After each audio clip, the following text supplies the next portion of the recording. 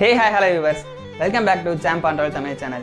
நீங்க இப்ப பார்த்துட்டு இருக்கிற இந்த வீடியோ வந்து திண்டுக்கல் மாவட்டத்தில் இருக்கிற ஒரு பன்றிமலைக்கு கீழே அடிவாரத்தில் வந்து பாத்தீங்க அப்படின்னா கோம்பே டேம் இருக்கு. ரொம்பவே வந்து அற்புதமா இருந்தது நான் போகும்போது.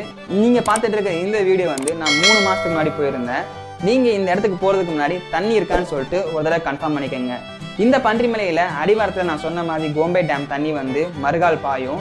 அதுக்கப்புறம் நம்ம அங்கிருந்து பன்றிமலைக்கு பயணம் பண்ற வழியில கொஞ்சம் பாதி தூரத்துல வந்து பாத்தீங்க அப்படின்னா நம்மளுக்கு வந்து ஒரு குட்டி ஃபால்ஸ் வரும்.